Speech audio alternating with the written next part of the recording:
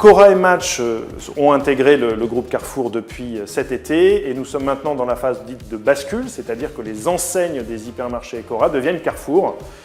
Et ça va s'étaler sur 2 mois. À partir de là, eh bien, on va continuer l'intégration progressive de la marchandise. Les premières références de marque Carrefour sont déjà dans les magasins Cora et Match et cela va monter en puissance jusqu'à la fin du premier trimestre de 2025.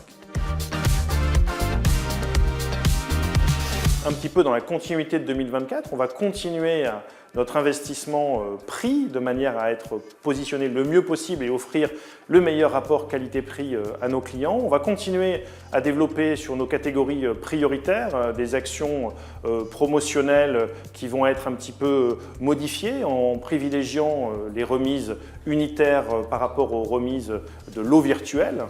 Et puis, évidemment, nous poussons l'innovation très fortement en 2025, qui est une des grandes priorités de l'année. On veut que les innovations soient chez Carrefour, que Carrefour soit la marque des innovations et réussir, en lien avec les industriels, 100% des lancements. Je crois qu'on doit être à la 23e loi sur les relations commerciales en France, donc je pense que le premier souhait, ce serait qu'à un moment ou un autre, on arrête de changer chaque année les règles.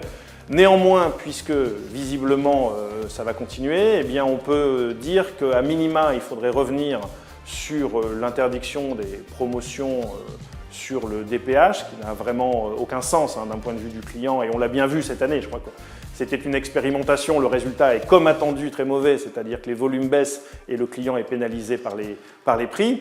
Je crois surtout que s'il y a une réforme d'Egalim qui doit être conduite, il faut revenir sur la base, c'est-à-dire comment on sécurise les revenus agricoles, comment on sécurise vraiment la MPA, et ça doit passer par un principe très simple, un principe de transparence. C'est-à-dire qu'une fois que le prix est fixé et connu entre l'agriculteur et l'industriel, à partir de là, on peut donc sécuriser quelque chose qu'on connaît et aller de l'avant en, j'allais dire, trouvant le meilleur accord dans la protection du revenu agricole. Donc, la loi Egalim, si on devait encore une fois la toucher, ce serait vraiment revenir sur l'aspect des péages qui est absurde et avancer sur la transparence pour mieux protéger le revenu agricole. Depuis maintenant quelques temps, l'inflation a très fortement diminué. On est sur une quasi-stabilité des prix.